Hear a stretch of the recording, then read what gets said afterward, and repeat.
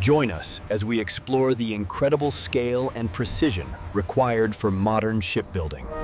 새 조선소를 짓는 데 드는 비용 최소 3조 원, 기간은 7에서 10년. 그리고 이건 돈과 시간만의 문제가 아닙니다. 지형, 자본, 시간, 인력, 알지, 5겹의 장벽을 동시에 넘어야 해요. 이 중 하나라도 못 넘으면 조선소는 못 짓습니다. 조선소는 대체 불가능한 자산이다. 이 한 문장의 의미를 오늘 완전히 이해하게 됩니다. 저는 쿤바야입니다. 저는 지용입니다. 조선소 이야기 2부 시작합니다. 자, 그러면 먼저 도크부터요. 도크가 정확히 뭔가요? 도크는 배를 짓는 거대한 콘크리트 웅정이에요. 해안가 부지를 파서 만드는데 바닷물이 들어오지 않도록 수문을 설치한 형태입니다. 배를 다 만들면 수문을 열어 물을 채우고 배를 띄워서 진수하는 거죠. 이걸 건식 도크, 드라이 도크라고 합니다. 그럼 크기는 어느 정도인가요? 대형 도크의 경우 길이가 400m 이상, 폭이 80m 이상이에요. 축구장 여러 개를 일렬로 놓은 규모입니다. VLCC나 초대형 컨테이너선을 짓는데 필수적이에요. 가장 안정적인 건조 환경을 제공하기 때문에 대형 선박 건조에는 반드시 드라이 도크가 필요합니다. 자, 도크 말고 다른 방식도 있나요? 네, 플로팅 도크가 있어요. 바다 위에 떠 있는 거대한 U자형 구조물인데 도크 자체에 물을 채워서 가라앉힌 다음 배를 올리고 물을 빼서 도크를 다시 띄우는 방식이에요. 토지 확보가 어려운 곳에서 유연하게 쓸 수 있다는 장점이 있지만 해상 기상 조건에 민감하다는 단점도 있어요. 그리고 육상 선대라는 것도 있는데 도크 없이 지상에서 배를 만들고 레일을 타고 바다로 밀어내는 방식이에요. 도크보다 건설 비용은 적지만 진수할 때 선체에 물리적 충격이 가해지는 리스크가 있습니다. 그리고 조선소 하면 떠오르는 상징적인 설비가 골리앗 크레인이잖아요. 맞습니다. 조선소 야드 위로 높이 솟아있는 그 거대한 구조물이에요. 수백 톤에서 수천 톤짜리 블럭을 들어올려 도크 안에 정밀하게 배치하는 핵심 설비입니다. 과거에는 500톤급이 주류여서 선박 한 척에 블록이 100개 이상 필요했어요. 하지만 지금은 1000톤 이상의 골리앗 크레인이 보편화되면서 블록이 훨씬 퍼졌고 블록 수가 줄어들었죠. 그럼 가장 큰 크레인은 어느 정도인가요? 하나오션 거제조선소가 최근 6,500톤급 초대형 크레인을 신설했어요. 6,500톤? 크레인 하나가 그 무게를 들어올린다고요? 아파트 한 동을 통째로 드는 수준 아니에요? 네, 아파트 한 동을 통째로 들어올릴 수 있는 무게예요. 이 크레인 덕분에 메가블록, 기가블록 단위로 조입이 가능해지면서 건조 기간이 획기적으로 줄어들고 있습니다. 이제 한국 주요 조선소의 규모를 한번 볼게요. HD 현대중공업 울산조선소, 세계 최대 규모의 조선소예요. 도크 9개를 보유하고 있고 연간 100척 이상의 선박을 건조할 수 있습니다. 선박용 엔진부터 선체 건조까지 수직 계열화가 완벽하게 이루어져 있어서 부품 조달과 물류 효율이 압도적이에요. 9개 도크라면 동시에 9척을 만들 수 있다는 거잖아요. 네, 기본적으로 그렇고 도크 하나에서 중형선 2척을 동시에 건조하는 경우도 있어서 실제로는 더 많아요. 같은 울산에 있는 HD 현대미포는 도크 4개를 보유하고 있고 중형 컨테이너선과 석유 제품 운반선 분야에서 세계 1위 점유율을 가지고 있어요. 삼성중공업 거제조선소는 세계 최대 규모의 건식 도크를 보유하고 있고 해상 부유식 LNG 생산 설비인 FLNG와 같은 초대형 해안 플랜트에서 특히 강합니다. 한화오션 거제조선소는 100만 톤급 도크와 초대형 플로팅 도크를 보유하고 있고 최근 6천억 원 규모의 대규모 설비 투자를 진행하면서 생산 유연성을 높이고 있어요. 잠수함, 수상함 같은 특수선 분야에서도 독보적이고요. 전남에도 있죠. 영암 쪽에. 저도 한번 고속도로에서 조선소 크레인을 본 적이 있는데 정말 거대했어요. 네, 전남 영암의 HD 현대 3호. 대형 컨테이너선과 LNG선 건조에서 두각을 나타내고 있고 최신 자동화 설비를 선제적으로 도입해서 높은 생산성을 유지하고 있어요. 자, 보고서에 캐파라는 용어가 나오는데 이게 뭔가요? 캐파는 연간 건조 가능 물량이에요.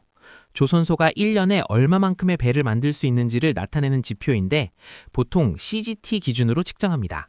아니, 그럼 캐파를 결정하는 건 뭔가요? 도크의 수와 크기가 가장 기본이고 거기에 크레인 능력, 인력 규모, 블록 공법 수준이 종합적으로 작용해요. 같은 도크라도 메가블록 공법을 쓰면 도크 회전율이 올라가서 실질적 캐파가 늘어나거든요. 그런데 지금 한국 조선소들의 상황이 좀 이례적이에요. 구체적으로 어떤 점에서요? 돈 문제? 기술 문제? 아니란 다른 뭔가? 가동률이 100%를 넘고 있어요. 2024년 상반기 기준으로 한화오션 가동률 101.2%, 삼성중공업은 무려 116%. 가동률이 100%를 넘는 게 가능한 건가요? 이론적 캐파를 초과한다는 뜻이에요. 공정을 고도화하고 블록 대형화를 통해 도크 회전율을 높이고 인력을 풀 가동해서 이론적 한계 이상을 뽑아내고 있는 거죠. 하지만 이건 동전의 양면이에요. 구체적으로 어떤 면에서 중요한 거예요? 숫자로 보여주시면 확 와닿을 것 같아요. 100%를 넘는 가동률은 인력 부족과 피로도 누적이라는 리스크를 동반합니다. 숙련공은 줄어드는데 일감은 넘치는 상황이에요. 이걸 해결하기 위한 핵심 전략이 바로 뒤에서 다룰 스마트 야드입니다. 자, 이제 오늘의 핵심이에요. 전 세계적으로 배가 부족하고 성과가 오르고 있는데 왜 조선소를 새로 안 짓나요? 안 짓는 게 아니라 못 짓는 겁니다. 그 이유가 5가지예요. 첫째, 지형적 희소성. 대형 조선소를 지으려면 수심이 최소 10m 이상이고 파도가 잔잔하며 수백만 평의 해안 부지가 필요해요. 한국 남해안처럼 리아스식 해안이 발달해서 자연 방파제 역할을 하는 지형은 전 세계적으로 매우 드물어요. 이런 입지 조건을 갖춘 부지는 이미 전부 사용 중입니다. 아, 장소 자체가 없다는 거군요. 이 부분은 이해했어요. 둘째, 천문학적 투자 규모. 현대적인 대형 조선소 하나를 짓는데 수조 원이 들어갑니다. 도크 굴착, 수문 설치, 골리앗 크레인 건설, 야드 전체의 배관과 전선 인프라 구축까지. 그리고 이 투자를 회수하려면 수주를 받아서 배를 만들어야 하는데 수주에서 인도까지 2, 3년이 걸리잖아요.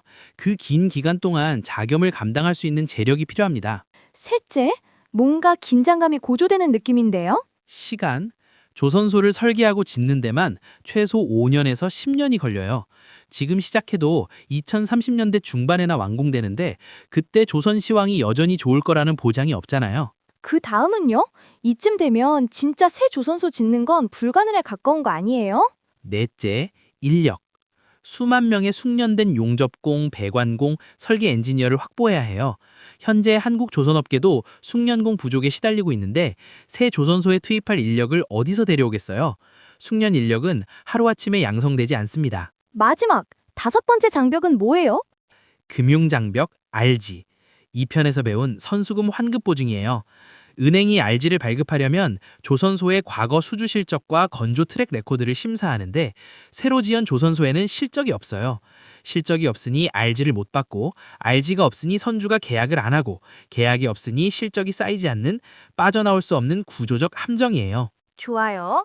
지형, 자본, 시간, 인력, 금융. 5가지가 겹쳐서 사실상 신규 조선소 건설이 불가능하다. 무게를 실어. 그리고 이 불가능이 기존 조선소에는 엄청난 진입 장벽이 됩니다. 새로운 경쟁자가 나타날 수 없으니까 기존 조선소의 가치가 더 올라가는 거예요. 보고서에서 조선소의 진입 장벽이 높다는 표현이 나오면 바로 이 5가지를 떠올리시면 됩니다. 그러면 캐파를 늘리려면 어떻게 해야 하나요? 국내에서 새 도크를 짓기 어려우니까 해외에 생산기지를 확보하는 전략을 쓰고 있어요. HD 한국조선해양은 필리핀 수비크 조선소를 10년 임대차 계약으로 확보해서 연간 10척의 중대형 유조선을 생산하는 체계를 구축 중이에요. 현지 직원을 5,000명까지 늘릴 계획입니다. 베트남에서는 현대 베트남 조선의 연간 건조 능력을 16척에서 25척으로 확대하는 투자도 하고 있고요. 하나옵션은요? HD랑 전략이 다를 것 같은데? 한화오션은 2024년에 미국의 필리 조선소를 인수했어요. 기존의 연간 1, 2척 수진이전 생산 능력을 최대 20척까지 확대하는 투자를 진행 중이고 이걸 북미 MRO 시장, 즉 선박 유지, 보수, 정비 시장 공략의 교두보로 삼고 있습니다. 오, 미국까지 진출한 거군요. 국내 야드의 물리적 한계를 해외로 돌파하는 전략이네요. 이제 가장 기대되는 파트예요. 스마트 야드. 인력 부족과 원가 상승을 해결하기 위해 조선 3사가 AI, 디지털 트윈, 로봇 기술을 조선소 전체에 이식하고 있어요. 각 사의 접근이 조금씩 다른데 하나씩 볼게요. 먼저 HD 현대의 FOS 프로젝트, Future of Shipyard, 미래의 조선소라는 뜻이에요. 2030년까지 지능형 자율 운영 조선소를 완성하겠다는 목표로 3단계로 추진 중입니다. 그럼 지금은 실제로 어디까지 진행됐어요? 계획만 있는 건지 진짜 효과가 나오고 있는 건지 궁금해요. 1단계 눈에 보이는 조선소는 완료됐어요. 트윈포스라는 디지털 트윈 기술을 구축해서 가상의 조선소 공간에서 모든 생산 공정을 실시간으로 모니터링하고 있습니다. 아, 디지털 트윈이면 실제 조선소의 쌍둥이를 가상 세계에 만들어 놓은 거죠? 맞습니다.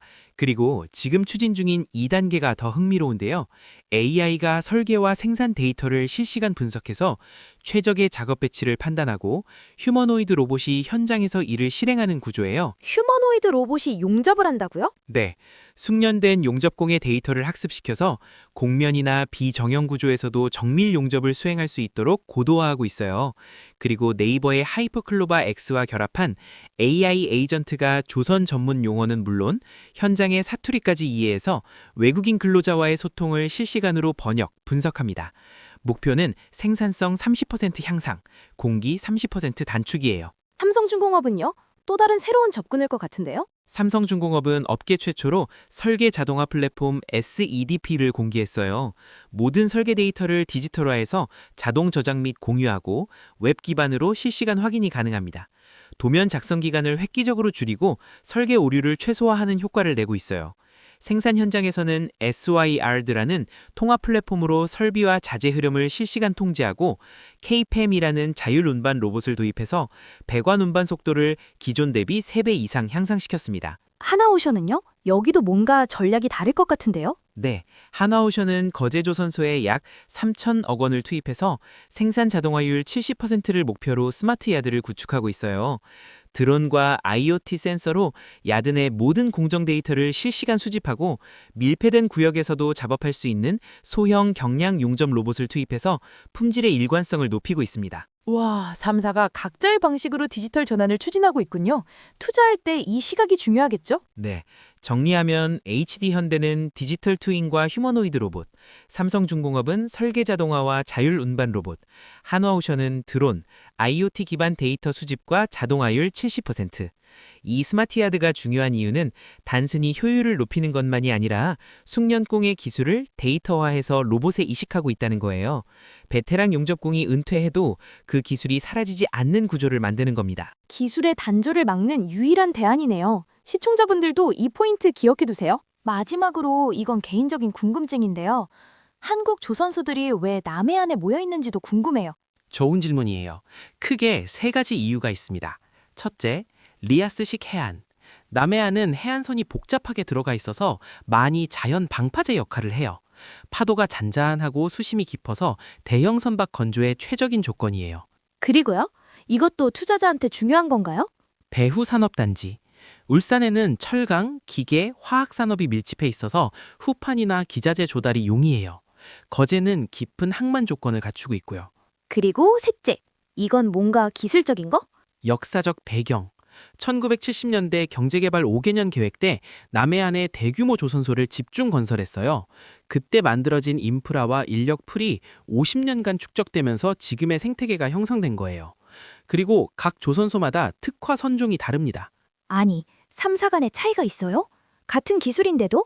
울산의 HD 현대중공업은 LNG선, 초대형 컨테이너선, 특수선, HD 현대미포는 중형 컨테이너선과 PC선, LPG선, 거제의 삼성중공업은 FLNG와 LNG선, 셔틀탱커, 한화오션은 LNG선, 원유운반선, 잠수함 같은 특수선, 영암의 HD 현대사모는 초대형 컨테이너선, LNG선, 탱커.